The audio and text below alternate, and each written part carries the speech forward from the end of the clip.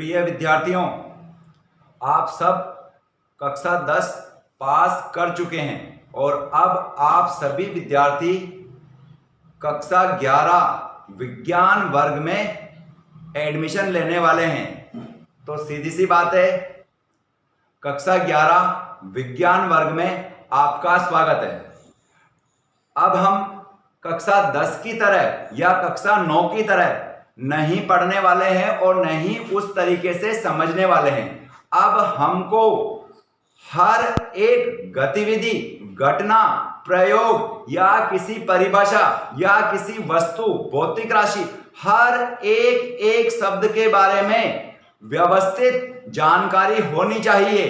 किसी भी कथन का प्रायोगिक सत्यापन हमें पता होना चाहिए। अगर ऐसा हम नहीं करेंगे तो आगे चलकर 5 साल, 3 साल, 10 साल बाद आप सड़कों पर घूमते हुए मिलोगे। केवल रटा रटाया ज्ञान आपको विज्ञान वर्ग में सफल नहीं बना सकता है। इस बात को अपने दिमाग में पूरी तरह से फिट कर लेना है। यानी कि अब आप लगातार क्लासों को अटेंड करना पड़ेगा और आपको लगातार समझना पड़ेगा।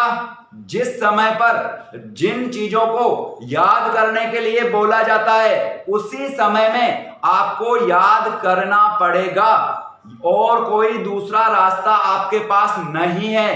ये बिल्कुल भी दिमाग में ना रखें कि हम कक्षा 9 और कक्षा 10 की तरह कक्षा 11, कक्षा 12 या आगे चलकर पढ़ते जाएंगे, परसेंटेज बनते जाएंगे और अपने आप हमें नौकरी भी मिल जाएगी और हम सफल हो जाएंगे। बिल्कुल भी इस बारे में ना सोचें। आप लोग तब सफल हो पाओगे जब आप पहले ही दिन से हर एक डेफिनेशन को ढंग से समझते हुए आगे बढ़ोगे। हम विज्ञान वर्ग में आ चुके हैं। अब हम विज्ञान वर्ग में क्या क्या पढ़ेंगे, क्या क्या नहीं पढ़ेंगे, वो सब चीजें बाद की बात है। सबसे पहले विज्ञान किसे कहते हैं। अगर हम विज्ञान को पढ़ना चाहते हैं, विज्ञान में अध्ययन करना चाहते हैं, तो हमें यह पता होना चाहिए विज्ञान किसे कहते हैं। एग्जाम में भी पूछा जाता है और हमें भी पता होना चाहिए। सीधी सी बात है, जिस विषय को या जिस वर्ग को आप पढ़ना चाहते हो अगर उसके बारे में ही पता नहीं है तो स्वाभाविक बात है आप उस चीज में परफेक्ट विद्यार्थी नहीं बन पाओगे। क्लियर? अब मैं बात करता हूं आपसे विज्ञान की। तो बेटा, विज्ञान को आपने कक्षा 3 से लेकर कक्षा 10 तक पढ़ा है। हर क्लास में आपको विज्ञान की परिभाषा समझाई गई होगी। हो सकता है किताब में हर क्लास में नहीं हो, परंतु पढ़ाने वाले टीचर्स ने हर क्लास में पहले ही दिन, साइंस के टीचर ने हर क्लास में पहले ही दिन आपको विज्ञान की परिभाषा ही बताई होगी। उसके बाद साइंस को पढ़ाना शुरू किया होगा। विज्ञान एक नॉर्मल आम बोलचाल की भाषा में यूं समझ लो, ऐसा विशिष्ट ज्ञान जिसका कोई अंत नहीं है विज्ञान कहते हैं। नॉर्मल भाषा, लेकिन एग्जाम में उसके नंबर नहीं मिलते हैं। ध्यान से समझना। प्रकृति के क्रमबद्ध सुव्यवस्थित तरीके से प्रायोगिक रूप से अर्जित किए गए ज्ञान को विज्ञान कहते हैं। मतलब इस प्रकृति में जितना भी घटनाएं और जितनी भी कुछ चीजें हमें दिख रही है उन सबका सुव्यवस्थित तरीके से, क्रमबद्ध तरीके से, प्रायोगिक रूप से सत्यापित करते हुए जो हम अध्ययन करते हैं या ज्ञान अर्जित करते हैं उसे हम बोलते हैं विज्ञान। समझ गए होंगे। इसके अलावा और बताता हूं, विज्ञान में वो कोई भी ऐसी जानकारी का अध्ययन हम नहीं करेंगे जिसका प्रायोगिक सत्यापन नहीं किया गया हो। समझ गए आप? जैसे आपसे कह दिया जाता है भूत आ गया, भूत आ गया, तो बेटा भूत का प्रायोगिक रूप से सत्यापन अभी तक नहीं हुआ है, इसलिए भूत का विज्ञान में अध्ययन नहीं करेंगे। समझ गए आप? तो ये चीजें आपको ध्यान में रखनी है। अब हम विज्ञान को पूरी तरह से समझने का प्रयास करेंगे। विज्ञान, ध्यान से समझना, विज्ञान का मतलब है कि आपको किसी भी कार्य को करना है तो उसको सुव्यवस्थित तरीके से करना पड़ेगा। उसको आपको क्रमबद्ध तरीके से करना पड़ेगा। उसको आपको कार्य करते समय प्रायोगिक रूप से सत्यापन भी करना पड़ेगा। जैसे आपसे कहा जाता है कि बेटा आप एक काम करो, स्कूल जाइए, पढ़ के आइए, तो आप सुबह उठते ही और नहा धो के तैयार होके यूनिफॉर्म पहन के अपनी किताबें व्यवस्थित करके और बैग लेके और फिर सीधा विद्यालय आते हो, यहां पढ़ के और वापस जाते हो। तो सीधी सी बात है कि आपने प्लान बनाना होता है कि आप ऐसा नहीं कर सकते कि नहीं एक काम करते हैं, हम पहले जो है बैग को नहीं टांगते हैं और पहले चल जाते हैं, स्कूल पहुंचते हैं, फिर बैग को उठाएंगे, या किताबें नहीं भरते हैं, पहले हम बैग को लटका लें और फिर जाएंगे और फिर किताबें भर लेंगे, या हम यूनिफॉर्म नहीं पहनते हैं और बैग लटका के और स्कूल चले जाते हैं। तो इसका मतलब हमने प्लान नहीं किया, तो वो कार्य असफल हो जाएगा। यानी कि विज्ञान में जितने भी कार्य हम सुबह से लेकर शाम तक करते हैं, हम, हमारे घर वाले या कोई भी अन्य व्यक्ति, वो सब वैज्ञानिक पद्धति से ही किया जाता है। ऐसा बिना प्लान के कभी कार्य संभव नहीं है। आपसे कहा जाए बाजार में जाके सब्जी ले आइए, तो आप सब्जी लेने जाओगे तो आप पहले वैज्ञानिक पद्धति से उन चीजों की लिस्ट बनाओगे कि मुझे लाना क्या क्या है, फिर घर वालों से पैसा लोगे, फिर एक बैग लोगे, फिर आप बाजार जाओगे, फिर वो चीजें खरीदोगे, फिर रिटर्न वापस आओगे। ऐसा नहीं हो सकता है कि घर वालों ने या मम्मी ने या पापा ने बोल दिया जा सब्जी लिया, मुंह उठा के चले गए, पता चला लाना क्या है कुछ नहीं पता। तो बिना प्लानिंग के हम कोई भी कार्य नहीं करते। हर एक व्यक्ति प्लानिंग के कार्य करता है। प्लान बनाओगे, उसको सफल करने के लिए हम कार्य करते हैं। फिर उस सफलता में जो हमें समस्याएं आती है उनकी भी लिस्ट बनाते हैं, ताकि आगे चल के, जैसे कि आप पैसे भूल गए, सब्जी लेने गए, पैसे भूल गए, अरे पैसे तो नहीं है, फिर घर आए और पैसे लेके दोबारा गए, इसका मतलब अगली बार आपके दिमाग में आ गया कि पैसे ले जाना जरूरी है सब्जी लेने के लिए। इस वजह से अगली बार लिस्ट बन गई आपकी। ऐसा हम लिखते नहीं है, दिमाग में रखते हैं, लिस्ट को दिमाग में रखते हैं, असफलता किस वजह से मिली। अब क्या करोगे? अब आप अगली बार जब सब्जी लेने जाओगे, आप जाओगे, आपका छोटा भाई जाएगा या कोई और जाएगा, तो जाते समय आप उसको जरूर कहोगे कि, या आप जाओगे पहले पैसे देखोगे, नहीं यार पिछली बार पैसों की वजह से समस्या हुई, इस बार जेब में पैसे देखते हैं, सब्जी के लायक पैसे हैं या नहीं है, घर वालों से मांग के और पहले पैसे लेंगे फिर जाएंगे। तो ये सब चीजें जो है वो सब क्रियाएं हम वैज्ञानिक पद्धति से ही करते हैं।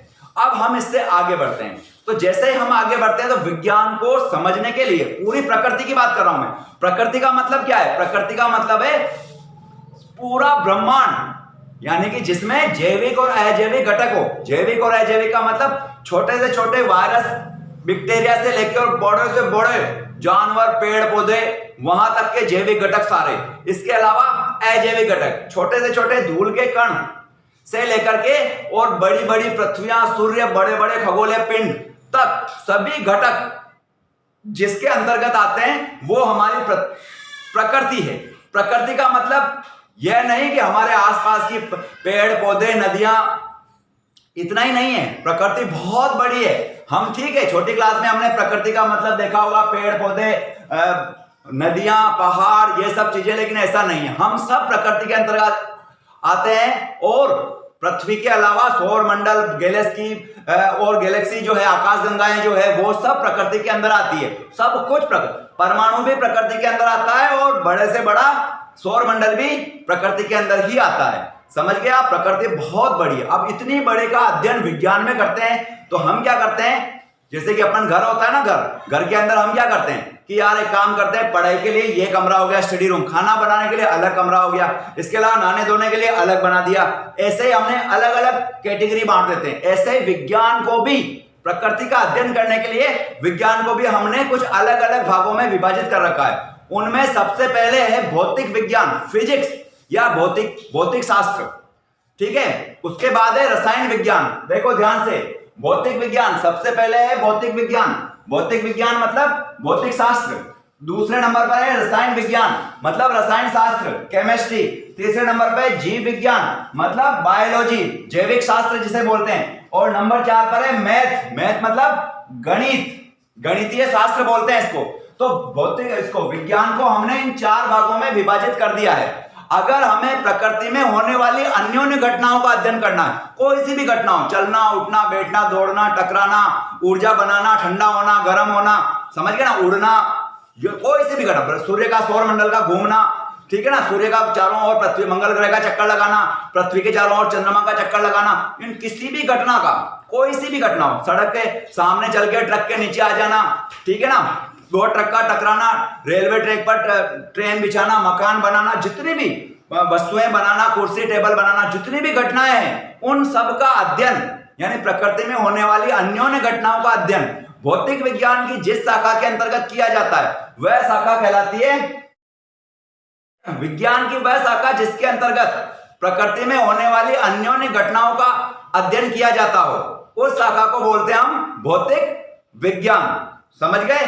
विज्ञान की वह शाखा जिसके अंतर्गत प्रकृति में होने वाली अन्योन्य घटनाओं का अध्ययन किया जाता हो, उस शाखा को क्या बोलेंगे हम?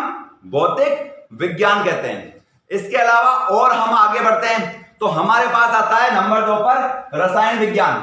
रसायन विज्ञान क्या होती है?